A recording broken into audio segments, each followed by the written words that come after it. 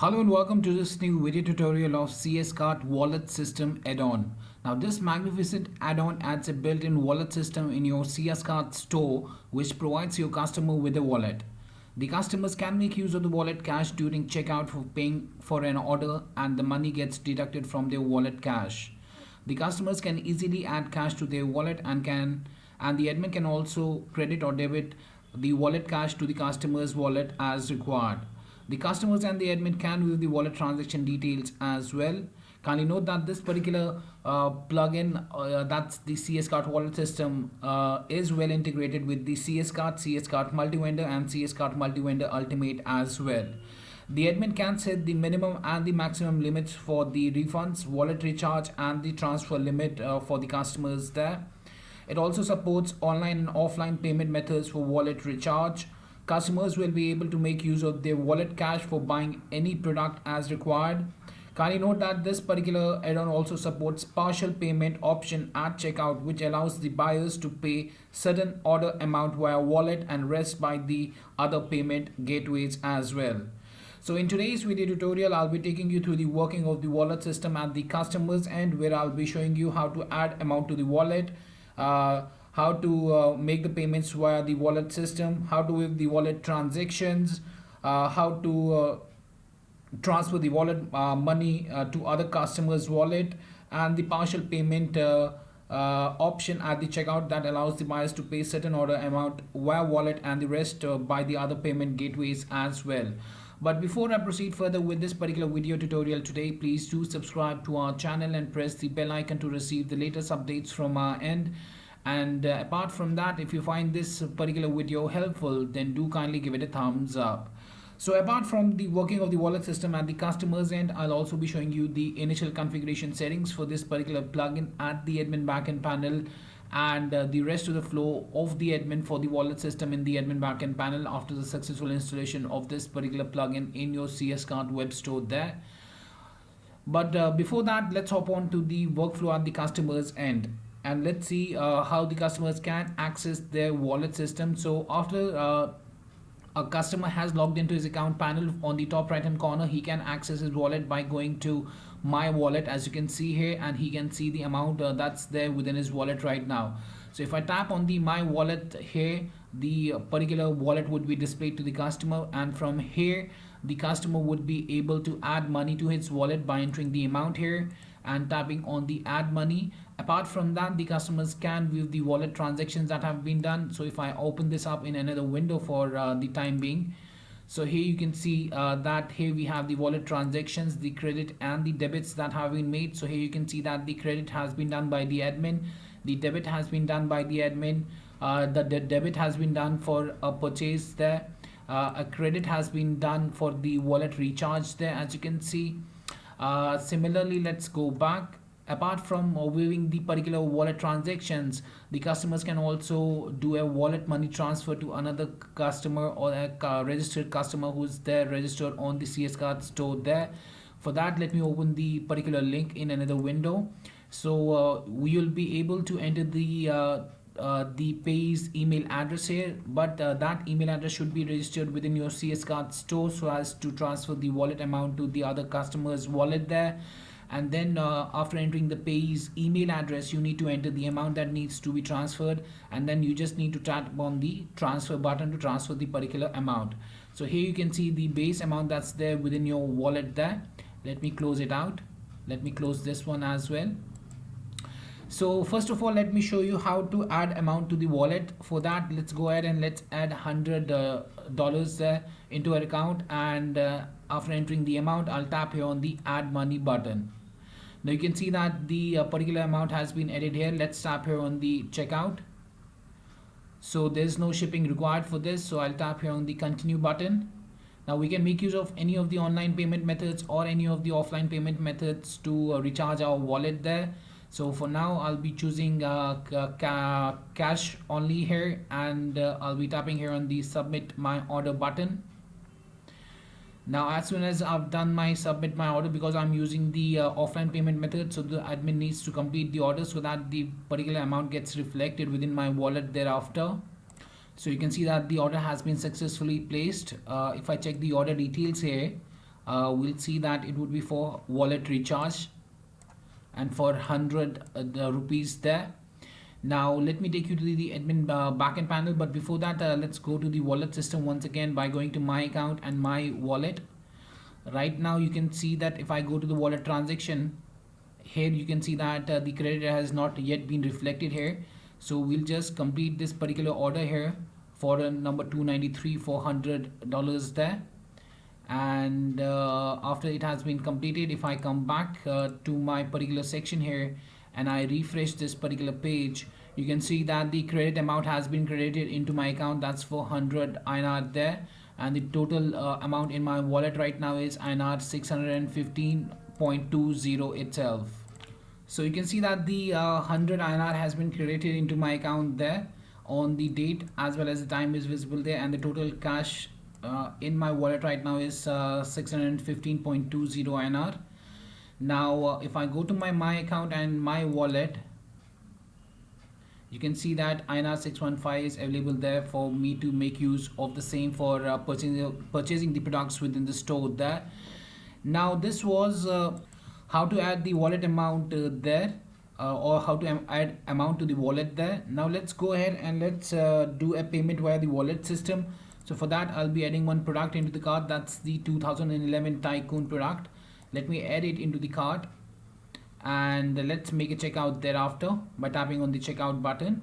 Here I'll be selecting my shipping method and tapping on the continue button. Now here just below the billing options, you will find the user wallet option there. So under the user wallet, you can see that the available wallet cash right now is INR 615.20, and I can make use of the wallet cash there for placing the order. The order total right now is $573.40 there. So let me tap here on the use wallet amount. So you can see that the applied wallet cash INR 573.40.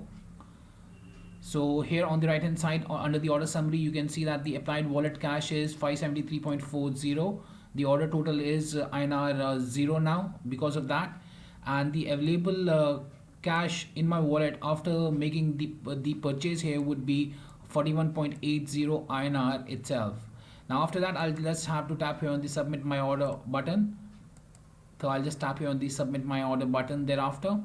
So you can see that the order has been placed successfully. Now if I go to order details here, I'll be able to see the details of the order, and under the summary you can see that the wallet payment has been made for INR 573.40 there, and the shipping method is the custom shipping method.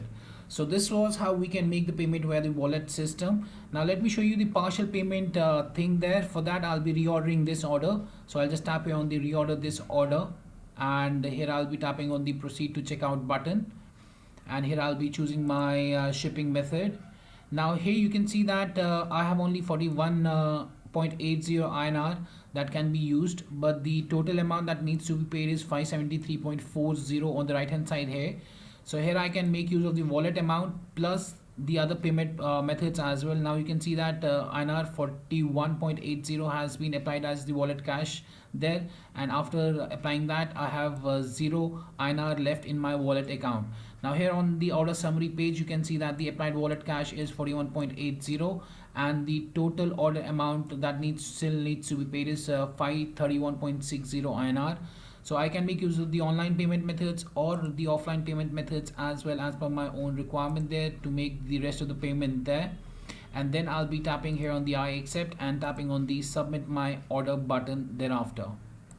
So this particular add-on also supports the partial payment option at the checkout, which allows the buyers to pay certain order amount via the wallet and the rest by the other payment gateways. For now we have chosen the other payment gateway as the cash on delivery, and we have applied the wallet cash as well. So now let the order get placed there. So the order has been placed, as you can see. Now if I go to the order details here and I scroll down to the section there for the order summary, here you can see that the wallet payment was made for INR 41.80, and the other payment method for the partial payment was cash on delivery, as you can see, for 531.60 INR itself. So this was the workflow at the customer's end. Now if I want, I can go and I can check the transaction history as well by going to my wallet. You can see the wallet amount is 0 right now because we have consumed all of the amount there. And now I can tap here on the wallet transaction as well. So here you can see the wallet transaction is there. The debit was there, the order that we placed for INR 573.40. The other debit was there for 41.80. The recharge that we had done for our wallet, that is also visible here for 100 INR itself, right? So that's how the customers can view their credit and debit recharge history as well under the wallet transactions there. So this was the customer's end. Now let me take you to the admin backend panel and let me show you the initial configuration settings, and the rest of the flow at the admin's end. So I've logged into the admin backend panel. So first of all, I'll show you the initial configuration settings. For that, we need to navigate through add-ons and manage add-ons. Here I'll be searching for wallet plugin. So here's the Webkul's wallet system that adds a built-in wallet system in your store. Here I'll tap on the gear icon and tap on the settings. Now here we have 4 different tabs. One is the general, wallet refund configuration, wallet recharge configuration, and wallet transfer configuration.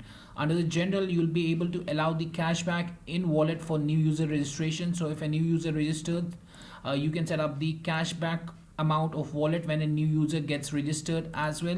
To enable the cashback in the wallet for new user registration, you need to check this option here, and then you need to set up the cashback amount of the wallet when a new user gets registered there. So the amount needs to be entered here. So if I'm a new user, I'll be getting 50 amount there in my wallet as the cashback for registering as a new user there. Then we have the wallet refund configuration. Here you'll be able to set up the refund amount, that the minimum and the maximum amount of refund that can be done by the admin. So here we have set it as 10 and 1500 there. Then we have the wallet recharge configuration. So here the admin can set up the minimum and the maximum amount of the wallet recharge that can be done by the customers.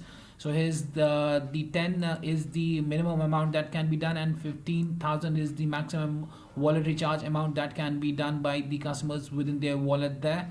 And then we have the wallet transfer configuration. So from here you will be able to enable or disable the transfer into other customers wallet. So the one customer can transfer the wallet amount into other customers account as well. So you can choose this option by enabling it by checking this particular option here. Then you can set up the minimum amount and the maximum amount that can be transferred to another customer's wallet there. So we have set it as 100 to 1500 there. And after making these configuration settings, you just need to tap here on the save button.